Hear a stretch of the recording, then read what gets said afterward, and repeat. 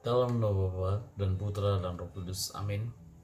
Umat Allah yang terkasih, hari ini Senin 17 Januari 2022. Injil yang kita renungkan dari Markus 2 ayat 18 sampai ayat 22 tentang puasa serta anggur yang baru. Ketika murid-murid Yohanes mempertanyakan tentang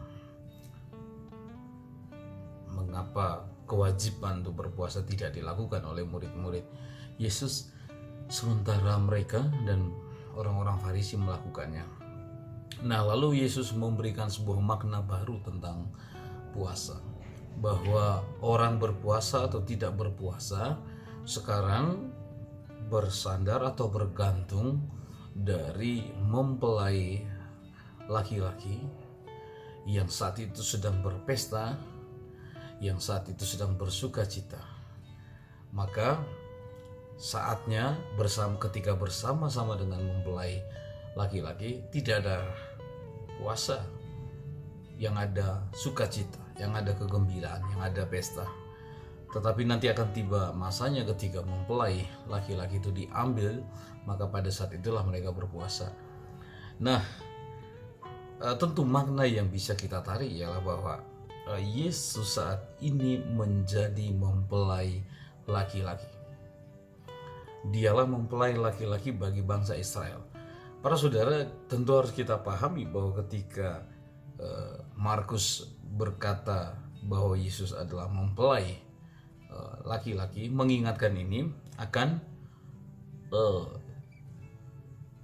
hubungan antara Allah dan bangsa Israel yang menemui kebaruan hubungan ketika Yesus menggambarkan relasi itu dengan metafora perkawinan,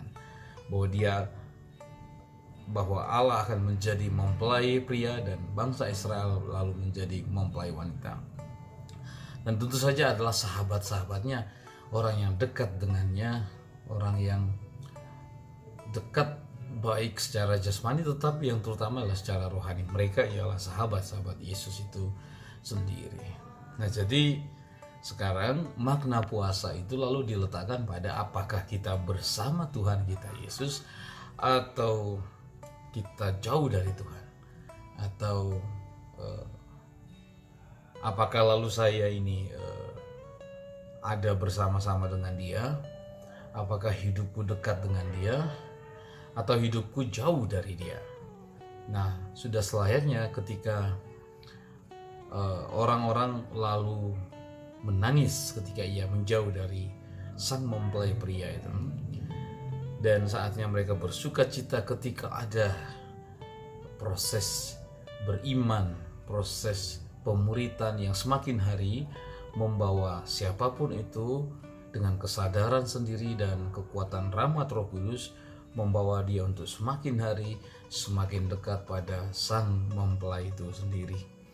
Nah, maka kemudian Tuhan Yesus berkata bahwa anggur baru harus diletakkan pada kantong kulit yang baru.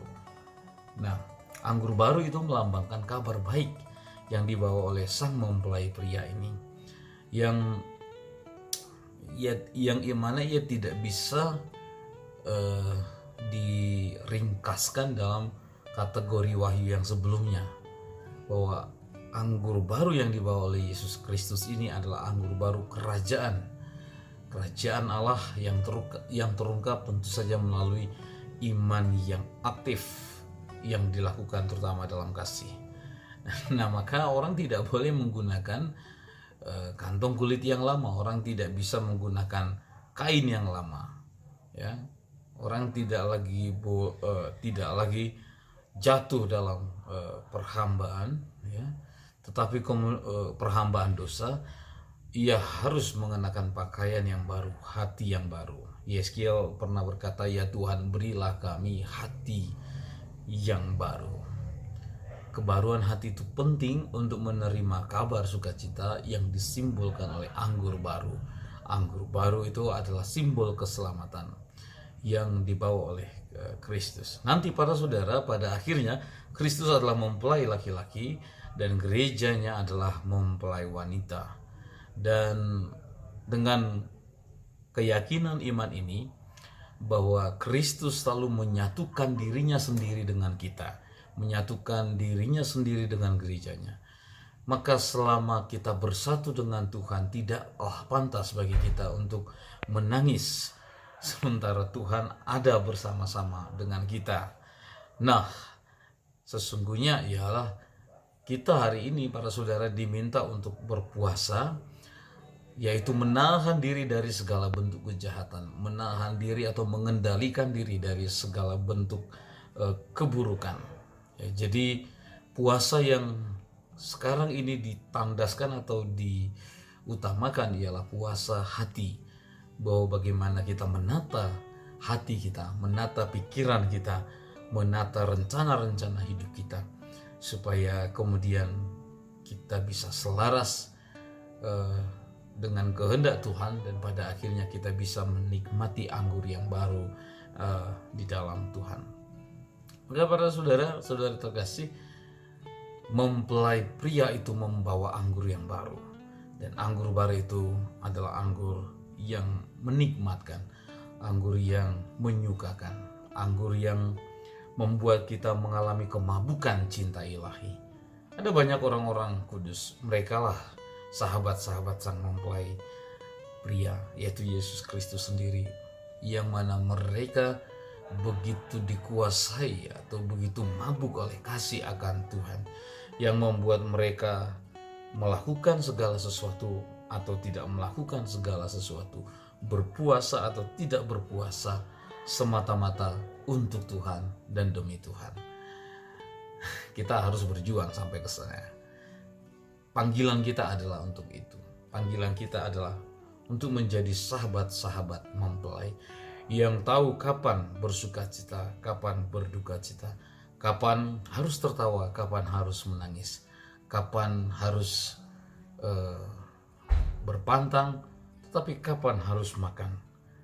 Dan terutama segala sesuatunya membawa kita untuk makin dekat dengan Tuhan sang mempelai pria, yang membawa kita untuk mencicipi anggur baru di dalam Dia.